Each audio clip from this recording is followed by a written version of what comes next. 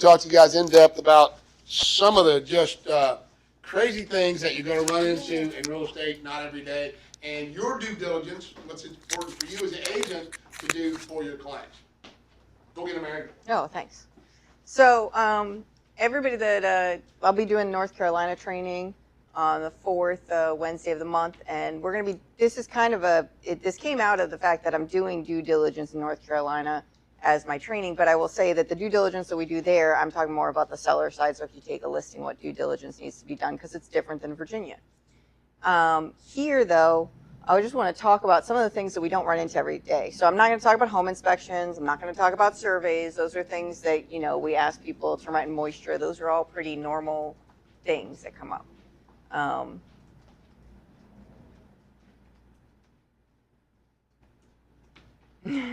So we have due diligence, how to handle the weird stuff, right? What was that? Okay, so due diligence, because we talk about home inspections here, right? We don't talk about due diligence as much, but you need to know due diligence is everything your buyer needs to know about their property before they buy it, so they're comfortable with the purchase, the money that they're spending, right? And it goes well beyond a home inspection. So, anything, this is between the purchase agreement, but before the final closing, guys, one of the biggest questions that I ask all of my buyers, and I would strongly suggest you do something similar, is there anything that you plan on doing with this house that you haven't talked with me about? Because I'm telling you, if you ask that question and they have something in their mind that is important to them, that's central to them buying this house, it's going to come out that way, right? I've had people who wanted to put a pool in, wanted to put a garage in, whatever else. You need to be able to, you don't want them to buy the house and find out they can't do what they want to do with this property because of something they didn't look into. Oh, all right. So we need to know, we're a caveat emptor state. You guys have heard this a million times. I'm not going to go into this very big, but it's buyer beware. Okay, buyer beware means it's your job to do all of your inspections and make sure it is the house that you want. I will tell you that my buyers on average hear that term probably at least 6 times before closing, if not more.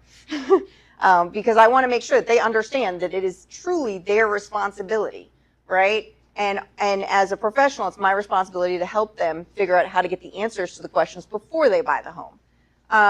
But the only things that you really have to disclose here is it in a military noise or air installation zone? Is it in a flood zone? Has the house been used to manufacture meth, which I always joke around at the listing agreement because nobody's ever going to say yes to that. If it has defective drywall, pending zoning violations, and repetitive loss. Those are really all we have to disclose here. So it's really important to go beyond the regular home inspections and to go into whatever they ask. And that's why I ask that question over and over again. And I ask it more than once. I'll say, hey, is there anything that you want to do with this house that I don't know about?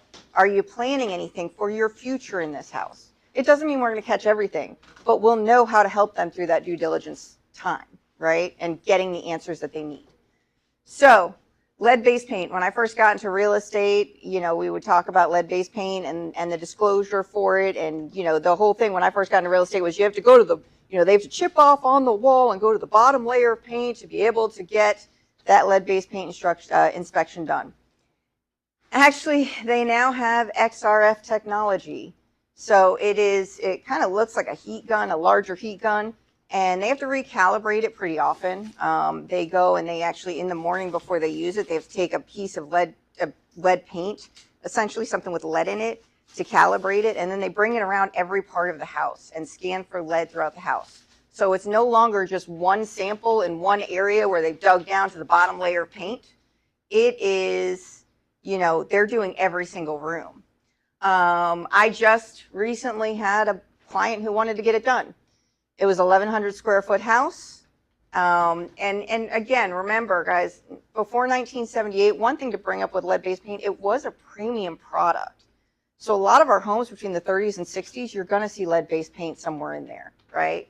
But it's probably been encapsulated, painted over multiple times. This particular buyer wanted it done. For an 1,100 square foot house, it was $575. Now, now it's based on the size of the house, so it goes up, right? But just to give you an idea, with that, just note that they're going to tell you on scene right there if they detected any lead-based paint, and then within a day or two, they're actually going to send you a full report to your buyers, so that way they have it. Next thing that we don't talk about a lot is the chimney inspection. Guys, when your inspector comes in, they are looking at the crown, the top, and then they're looking at your damper box, which is your firebox over here. Your damper is here, your firebox is here. They're just looking to make sure that they don't see anything that needs to be called out. But what they're missing is they are not going down the flue system. They're not looking at the casing, the smoke chamber. I have had several times where I use Chimney USA a lot for mine. He is one of the few in the area that has the NFPA certification. Anyways, I went into one, the home inspector didn't call out anything on it, and then the whole liner was messed up, right? If they're planning on using that chimney, they need to know, because that's a potential of a lot of money, but forget about a lot of money, a fire hazard. I mean, do you want your buyers to get a house that's going to burn down? That would be really bad, right? You also don't know about moisture intrusion and all kinds of other fun stuff when they actually scope that line. So I would say, if they're planning on using, really, if they have a chimney, you should look at getting it inspected. But if they're planning on using it and they bought the house because they want to use that, why would you not protect them in a way that allows that to be taken care, that to make sure that it's in, and then it also gives you the chance, if there is a big issue, to negotiate that into the contract. That goes for gas as well. A lot of people think that gas is not necessarily needed as much because it doesn't create creosote, but it still can have issues like water intrusion and things like that. It sure can. Yep. And I will say one thing too is, every inspection that you do has a cost to it, right? On average, I think it was right around $400 to $500 for that chimney inspection. Pool inspection, especially if you've got an in-ground pool. Again, your home inspector may look around the sides of it, but they're not going to go, yeah. Just back to the chimney, like for instance, if you. Oh, sure. So I would think that this is a good CYA thing too, because if you recommend a chimney inspection and then the buyer turns it down, and then 2 years later they're complaining about water intrusion and now they have a whole wall and mold and all this stuff, you've got something sort of maybe like in an email or in writing that says, I really recommend that you have this done. I'm just thinking from that standpoint, too. Yeah. Just when you present all of these options, in writing, so that way if they turn them down, you're kind of covered. That's a really good point. And if you're doing a good buyer consultation and you have a buyer consultation package, it might be a really good idea to put in there recommended inspections so that you have that in your buyer consultation. So not only do we recommend that you get a home inspection, but if there's a chimney, we recommend that you get a separate chimney inspection. And we recommend that if there's a pool, that you get a separate pool inspection. So that might be a really good thing to add to the buyer orientation thing, all the different inspections that are not quite covered, these specialty things like you're talking about right now. Yeah, that is a good one. And you're right, it is definitely a CYA thing. These specialty things like you're talking about right now. Yeah, that is a good one. And you're right, it is definitely a CYA thing, because I have seen more often than not something come up that was an issue. Pool inspections, guys, again, your home inspector is going to look around they're not going to look at any of the equipment of the pool, right?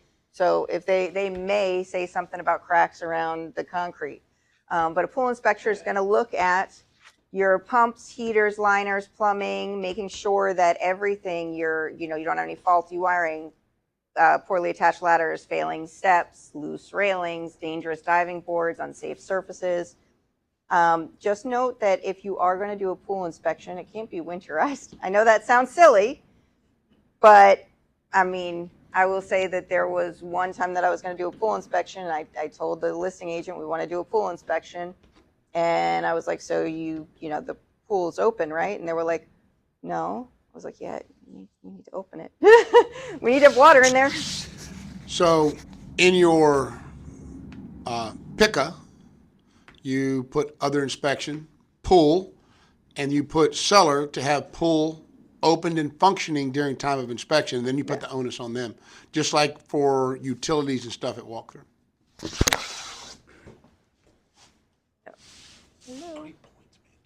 Oh, there we go. Septic. Guys, we don't deal with a lot of this in this area, but this is a super, super, super important one. If you are in a more rural area, if you are looking at a home that, and I actually have buyers right now that specifically want a well and a septic. What? Self-sustaining. Yeah. Yeah. So, I mean, it's coming up more and more that people are doing this. But I kind of just, I wanted to show you kind of the way this traditional septic system works. I know these are a little bit fuzzy when they got bigger. So you've got your septic line coming out into the septic tank, and then from here you've got the lines going out into your leaching field. In here, you've got kind of all of, this is the septic tank itself and everything that's in there. Now, they're going to be looking for leaks. Well, really, most of them are going to be opening that distribution box, checking to make sure that everything's operating properly. Some of the inspectors in North Carolina actually, as part of their inspection, because septics are so common, they actually run a dye test right at the inspection. They don't do a full septic inspection, but they basically take a dye, they flush it down the toilet and see how long it takes to get out of the house to see, because that tells you with a dye test, if it's taking a long time to get out, then this is probably full, okay? But what you need to know about this is and this I just put in here, I said it'll talk the liquid level, it's going to check the drain field, test the pump, visually inspect the home's plumbing, run water to see if it's flowing properly, check the drain field, which could, to make sure that there's no standing water. Inspections with no pump out, I've seen as low as $450. They can go upwards of $1,100. I did have one not too long ago in Williamsburg. It was actually $700 for the inspection and the pump out. And in Virginia, we see a lot of companies not wanting to, they want to definitely do the pump out at the same time. I have some, yes, they do a pressure test and that's actually, I know that's kind of small in there. One thing you guys do need to know that we don't talk about a lot is there's a Chesapeake Bay Preservation Act, okay? If anybody's dealt with it, you know. It's like one of those, if you know, you know, and if you've dealt with it, you know that like if the property's in there, you can't build anything on any part of that area. But one of the things that came out of it is 12 counties in Virginia require the septic to be pumped out every 5 years. And they actually keep it on record at the health department. But they are, and this is something, Accomack, Essex, Gloucester, which Gloucester, I know some people in this company go over there, I do. King and Queen, King William, Lancaster, Matthews, Middlesex, Northampton, Northumberland, Richmond, and Westmoreland. I know I've sold in at least 4 of those counties. And, it's important to know because I'll tell you, one of the big things you want to do, okay, and I put down here, ask the owners for the records, see what records they have of the maintenance that they've done. Some counties are better than others of keeping some of those records on file. Some counties don't keep the maintenance records on file at all. But I will say that so you want to check with the owner to see what records they have on it.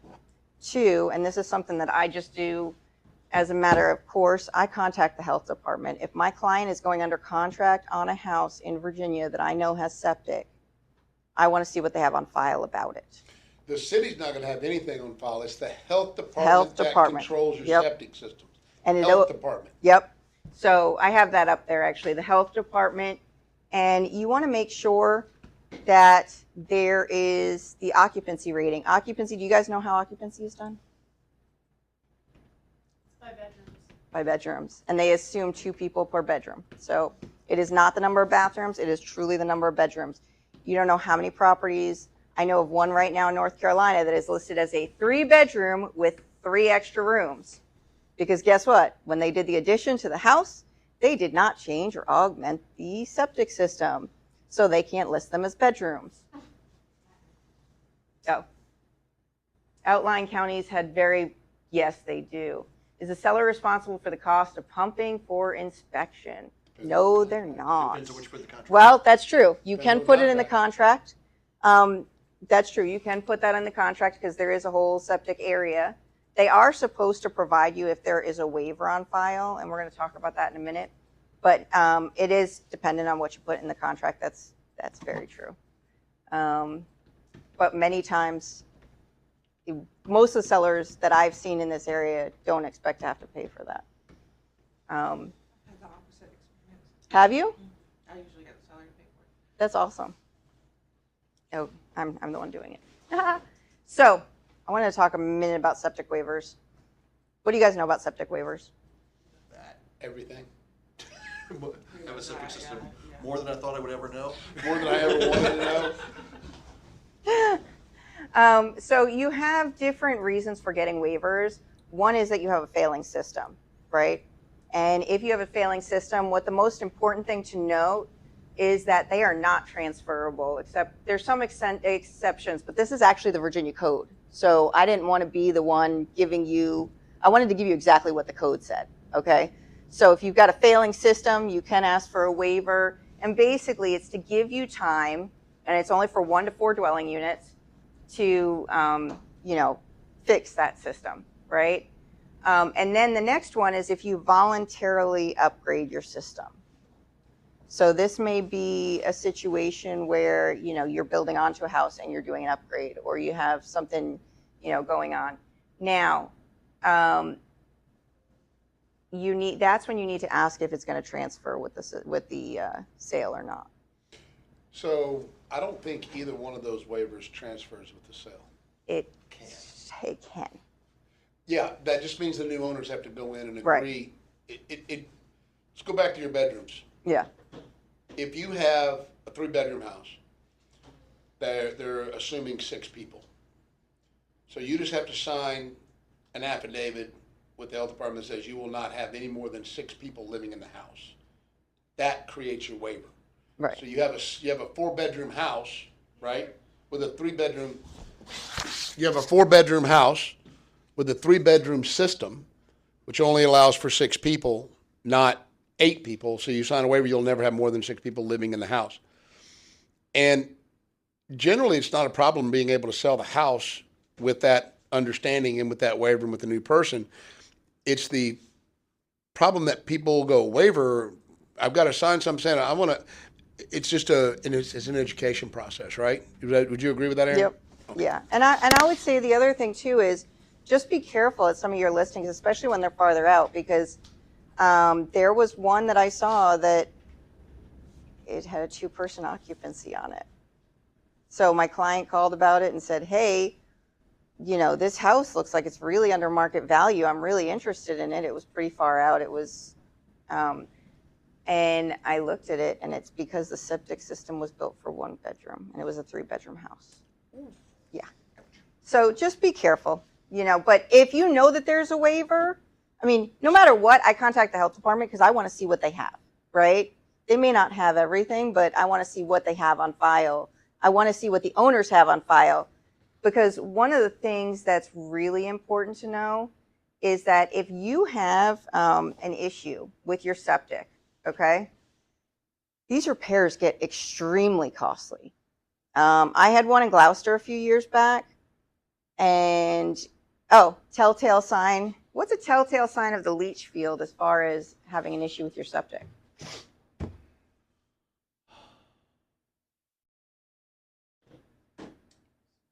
It's dry. No, actually, if the grass looks phenomenal. So if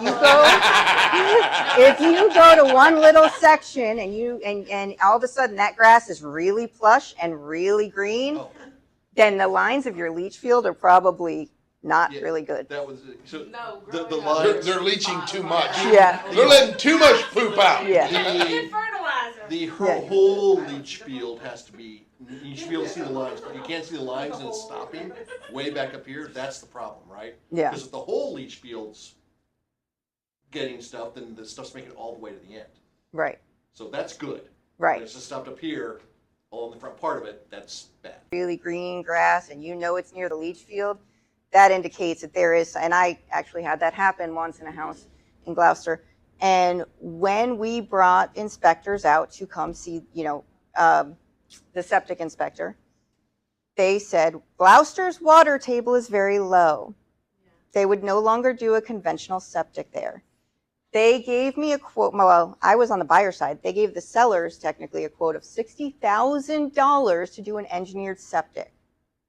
That is a lot of money. Now, Advanced Septic in Seaford actually is like, their whole thing is they repair septic lines instead of replacing the whole system. And they were able to get it done for us for $1,700, which was a much nicer, the sellers were much happier with $1,700 when they heard $60,000. Yeah, because with the like a Gloucester Village and everything, the water table, so they actually build them up too, but not. And then he voluntarily. And yeah, the one at my dad's house, which is only a 3-bedroom house, was $30,000. Yeah. I mean, it's insane. And here's Rick. Average engineered septics are 25 to 30, and that is what most counties are approving now. On the Eastern Shore, some septic systems are on another person's property, green grass and drought. Oh, yeah. And I will say, one thing to note about Eastern Shore, which is kind of cool, is Accomack County is starting to add a lot more sewer. So they have a major build out of sewer going on. Just FYI. And they're not going to have the big connection costs that we have here, because that's something to note, is that connection costs can be very expensive. Who is everyone using for septic inspections? Forest still, or it depends on where you're at. Yeah. I mean, I started using Advanced Septic a lot just because they did a phenomenal job with what we had. But my last septic that I did in Williamsburg, we actually used they did have some records, so we used the person who had been servicing it over the years, because we wanted to get kind of, as much information from the company that had been already servicing the property. All right, well inspections. This is something that's coming up a little bit more recently. I've been seeing more people interested in wells. And when they do a well inspection, they're looking for testing the water, any contaminants, checking the well casing, looking at the condition and operation of the pumps, other mechanical equipment, and examining the wellhead for potential sources of contamination. They also just want to look at the overall system. Guys, if the water you're drinking has a bunch of contamination in it because that well hasn't been kept up, and that happens a lot, that is also a very expensive fix, right? So, I mean, it's interesting when you go over to North Carolina, because a lot of properties were on well originally and then moved over to county water. People started taking their old wells that they knew were having issues, and instead of repairing them, they put them on geothermal systems for your heat pump. Clever. Yeah, do a flow study. Again, you want to see how it's moving. We backed out an offer on the house because the water, there wasn't enough water pressure. Yeah, I believe that. And well, I will say, so one thing you're going to see, if you ever have a VA contract, if the water is potable water that they're using for drinking, they will require that. Yeah, you have to have the water tested. Yeah. Not the full inspection, but the water testing. And you have to have the septic inspected on a VA. Mm-hmm. Mold testing. This came out really low. I'm just going to kind of go through what's in there. But basically, guys, every house has mold. I don't care where you're in. But we're seeing more and more, and it's coming up, especially with our VA buyers. It's making major press in the military. And the reason why is there are a lot of buyers who are entangled in a lawsuit over military housing and high levels of mold, okay? I have personally had a few clients that have talked specifically about this. There is a company in this area, and they range from about $500 to $1,000, where they would do surface testing, air testing, check your air ducts, and go through the whole gamut. Just note, yeah. I was at QAI also does air testing for mold. Yeah. If you want to select as part of the home inspection. Yeah, and actually so does Town and Country. So there are a lot of home inspection companies are adding that. I will say that when you do that though, just note that it's going to be probably 7 to 10 days before you get those results back. So if you're planning on looking at doing mold testing, please make sure that you have a longer inspection time frame for that. I was also saying, I don't know how detailed I've seen QAI do air testing. I did not see, I don't know, and came back pretty quick, like 2 days. I have not seen them do surface testing or duct testing. I don't know how detailed they go. So I had them do surface testing years ago when I was using them a lot. And because they sent it out to the lab, they told me to expect 7 to 10 days. It was a while ago, so maybe that changed. But we did do that one time. Now, the inspectors that I use, they also use thermal imaging. One of the important parts or one of the good things about thermal imaging scans is that it shows you where there's water, right? So it's a heat signature. So I had a home inspection once. We flushed the toilet in the bathroom and it started leaking. And I'm watching this water and it's just going, going, going. And I knew my clients, military buyers, were trying to get out of military housing because of mold issues. So I said to the inspector, take your thermal imaging camera. I want to see how far this goes. It was clear on the other side of the house. There was water that the sellers had painted over on the other side of the house. And they had tenants there. They were painting everything once the tenants moved out. Who knows if they really knew that the leak was necessarily there. Then maybe they thought it was dry, maybe they thought it was old, but we could see on the heat signature that it was still there. And so, warm, damp, moist places are wonderful hotbeds for mold. And if you have a concern, this is something that, again, if you're looking at that CDIF, the Consumer Disclosure Information, they talk about mold testing in there. Talk to your clients when you're going through that CDIF, because it is a good framework for all the things that they need to think about with, what they need for their home. But find out if mold is an issue for them. Because if it is, that's the last thing you want to do is send them into a house where it's going to exacerbate issues that they have. Okay, so this has to do with if you're building a house. So, perk test, yeah, percolation and soil testing. Guys, if you're building a house, you're going to need to know what's going on as far as drainage on that land, because it's going to tell you if you can have a well, what kind of septic system you can do, things of that nature. So basically what they do is they estimate water drainage in 8 different parts of the property, okay? And then that gives them a clear understanding of how the water is going to filter through the earth. I will tell you, it is not a cheap test, okay?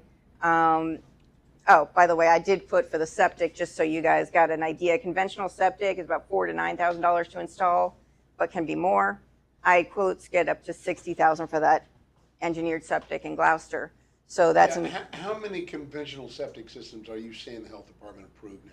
Not many. Exactly. And I'll tell you, actually, so It would have to be really well, and I don't think there's very many septic companies that'll even install a conventional system. not many. Simply because the amount of work that they have to do is not much different. Your big work in the other systems is in the equipment. The amount of work you have to do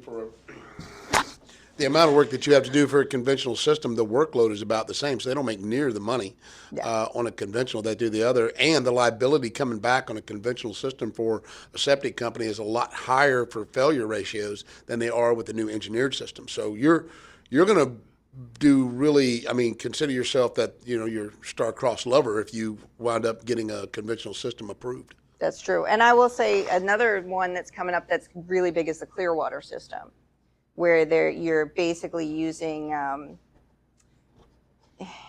want to say, I can, like in my head. The lights? No. You put the active, like microbiomes in there every month, and basically it's like filtering through Eating all the sludge, the yuck, so you don't have to pump it as much. So I've sold a few houses with the Clearwater system. Actually, in Virginia and Franklin, there's a builder in Franklin that's all he does now is the Clearwater systems with his properties. It's a newer system, but it does require every month you go out there and you put this like packet of stuff in there, but it basically eats through the sludge, so that way it doesn't fill up the septic tank as fast, right? And actually, the leaching field's much, much smaller too. let's see, and engineered needs electric to run 24/7 and needs annual inspection. Really, I mean, you should be getting annual inspections on them anyways, just because you never know what could come up. Where Also, does that requirement come from for the annual inspection? it's not required. It just should be. Should be. Okay. Yeah, Rick said it Oh, on the okay. thing. One thing I did want to bring up, no, the only requirement that I know of is those 12 counties as far as getting the 5 years. Rick's And- right about it being inspected every year. He is right, no, because you never know. But I will say, if you have a house that is on septic, the last thing you want is a garbage disposal. Yeah, for the love of God, don't. Make sure your toilet, and a running toilet, like a small running toilet, will destroy a leach field, destroy They'll it. fill it up, that's for damn sure. Yep. Now, one thing that we do see in North Carolina that we don't see here as much is we see more, Virginia's more particular in how they want their septic systems set up. So we actually, the gray water, a lot of times people will use that in North Carolina to water fields. So they actually have an open loop. The gray water from the sinks Yeah. to water fields. Yeah. It's comforting. Yeah. Anyways, I will say the other thing too, if you're doing your soil, so if somebody's going to build a house, you got to get that perk test, right? Is that the builder going to be required by the city or the county to do the perk test Yeah. before they build? Okay. Oh yeah. So it's more than likely it's encompassed in your cost. Right. But what I will say is if you have somebody, because I'm seeing more of this too, where people are like, I want to buy land and I want to build on the land and I want to do all this stuff to it. And it sounds great until you look at all the costs that come with doing that, right? And so, I mean, when you're talking about, doing the perk test alone, you're at about $1,000. Then you need to have a soil composition study. And actually the VDH, the Virginia Department of Health, has an actual local service providers list for the whole state. And really, there aren't that many, by the way.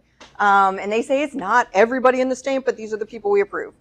So I would suggest if you have somebody looking at that they, you give them the right information. Now, we're going to talk about some non-inspection things that you also probably want to look at. How many people go to the ArcGIS on the properties that they sell? Go to the what? ArcGIS. The what? ArcGIS. Geographical Information System, the mapping system. That's what she's saying. I'm not gonna wear my hearing aids, I refuse. Yeah, huh? For the municipalities. Does anybody do that? That's okay. Don't wear them. Oh, okay, awesome.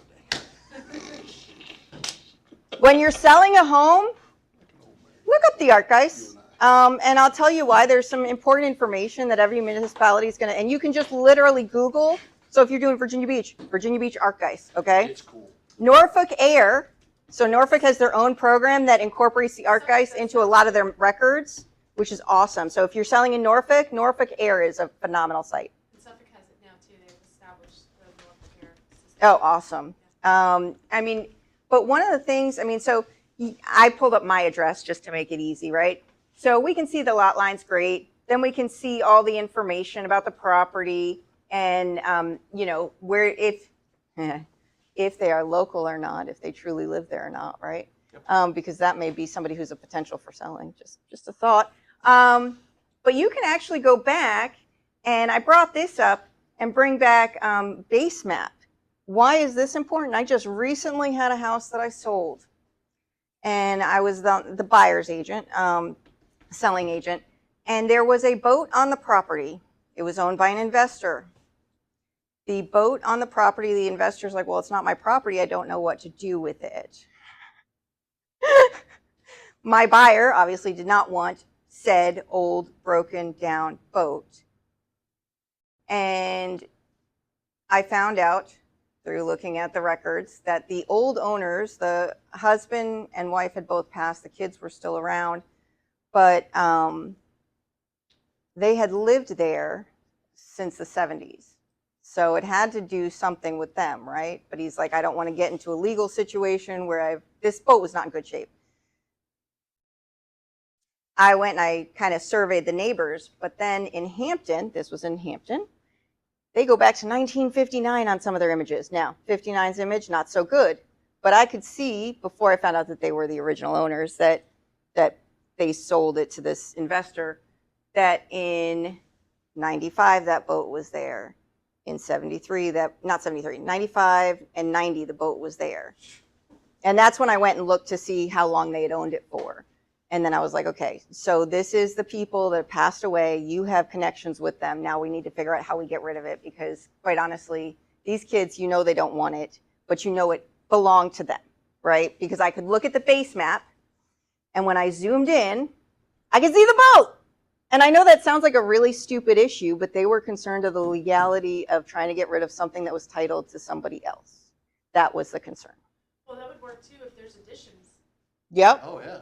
Oh, yeah. I was looking at that map for the same thing, because I knew that they had done some changes to the property, and I wanted to see what changes they had done. So not all of the archdices, like this one, only goes back to 2013 in Virginia Beach. Okay, so this is Virginia Beach's. Not all of them go back as far. I will tell you, Hamptons, that goes back to the 50s. 50 is a black and white photo, and you can barely see anything, okay? So I wouldn't even bother going back that far. I just looked to see, because curiosity. But it really does, you know, over time, if you have a property issue that you aren't expecting to have, and you want to figure out, hey, when was this addition done? Well, guess what? If you look at this, they're updating this every couple years. That gives you a good idea. You know, you can go back a few layers and see when the addition was done. When was the pool put in? Who owned the boat? You know, when was the fence built? I know that these are silly things that come up in real estate, but the art guys can be really helpful for that. Not only that, I put in here just the flood zones, just so you can see, you can do overlays. So when you go into the art guys, most of them have either these 3 lines over here, or this layer, which looks like a bunch of sheets of paper on top of each other. And with that, you can actually add all kinds of things, community things. You can add, so I put the flood map. You could do points of interest, city information, all kinds of stuff. Base flood elevations. You can put in there where your local, like there's a thing for emergency services, which would tell you fire hydrants, because how many clients say, how far away is my fire hydrant? For insurance companies definitely do. All right, zoning. Guys, when I ask people what they want to do with their property, zoning is a big part of that. You need to be able to get the information so they can get the right information, right? And I'm not saying, again, have them find their information, but what you need to know is every zoning district has different requirements, okay? And it's based on the master plan. Actually, during COVID, Newport News just changed their master plan. They were working on changing it. I don't know if the new one has rolled out all the way. But this could go from they want to build an addition, they want to build a garage, they want to build a shed, to can I have chickens?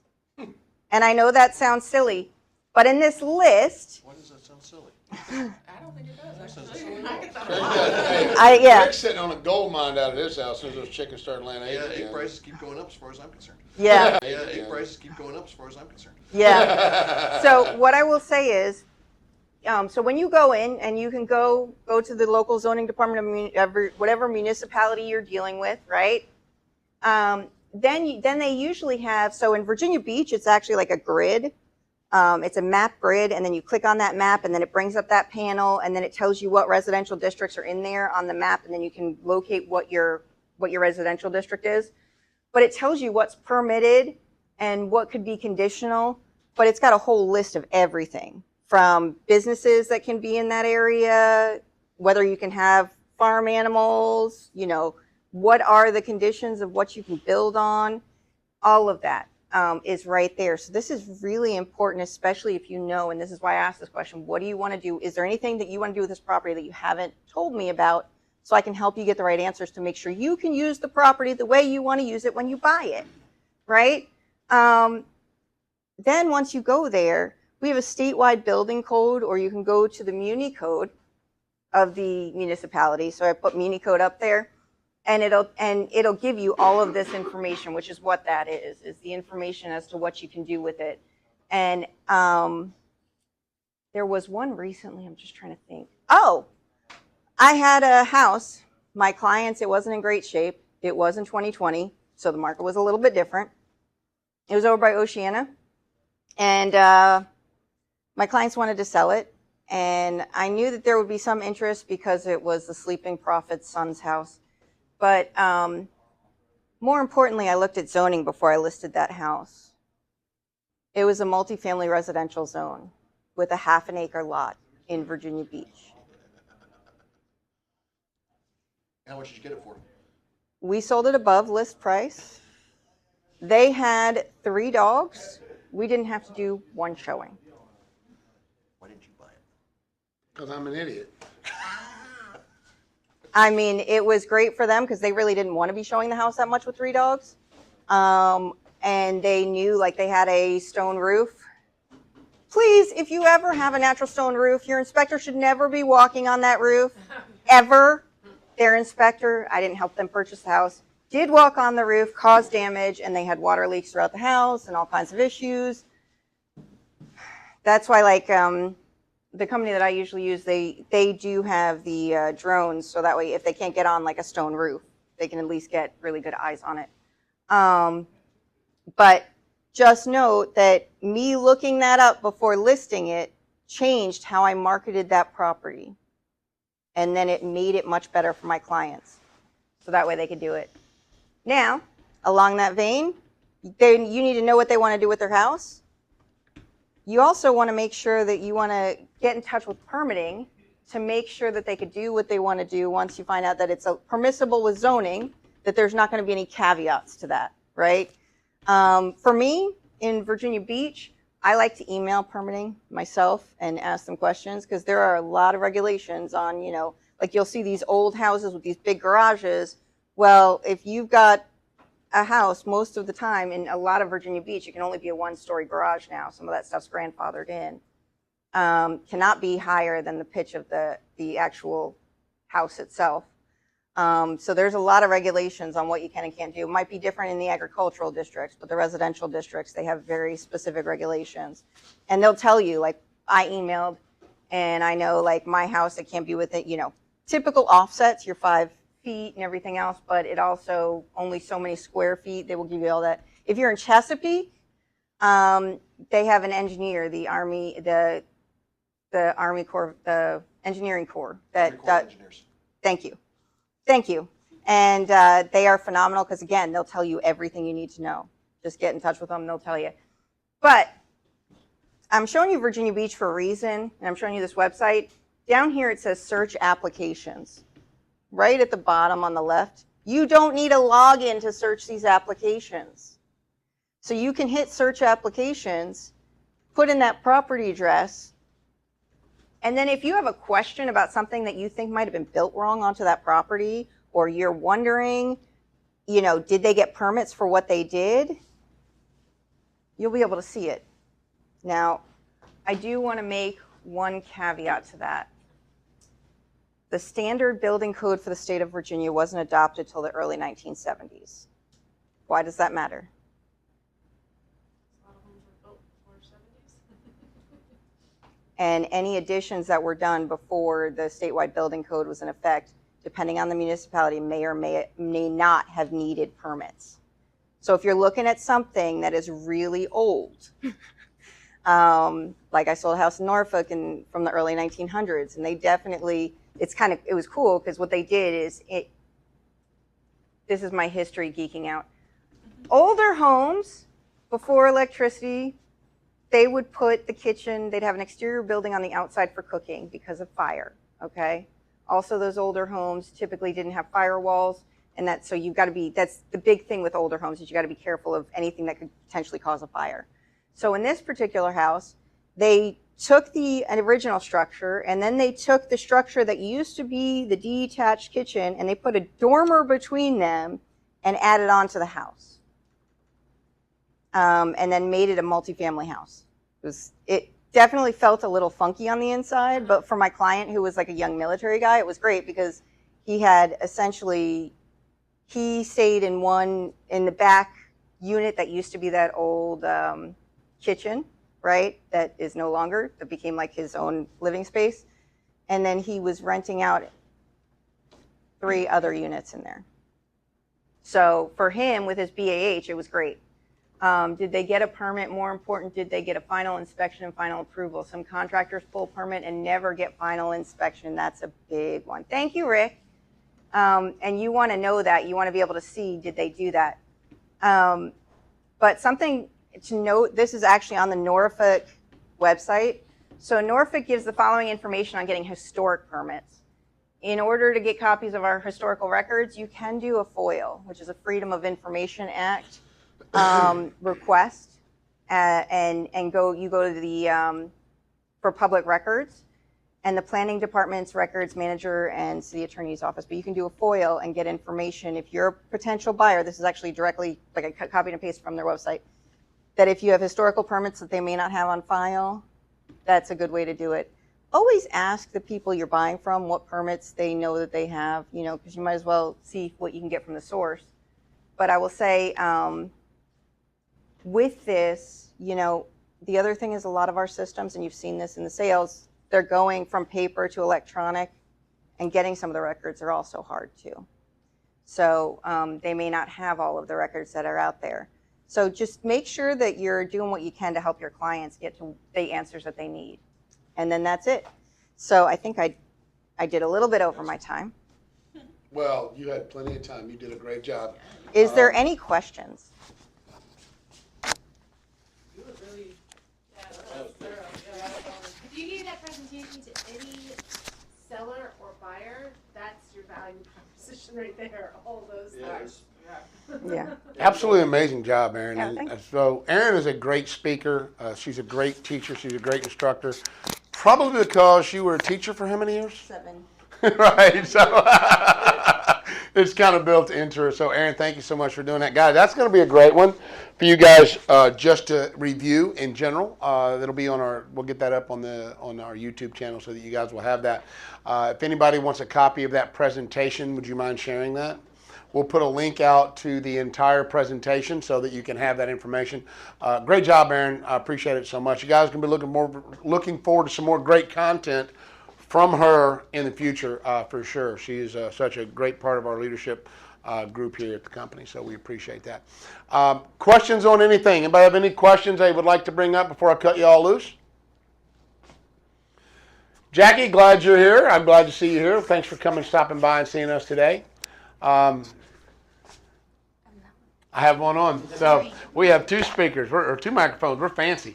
All right, guys, I'm going to let you guys go. As always, get out there and sell a house, and hopefully we'll see you back here at 11:30. We got our Ninja Book Club meeting today. Going to be a great time. We got a lot of great stuff to go over. We'll see you then.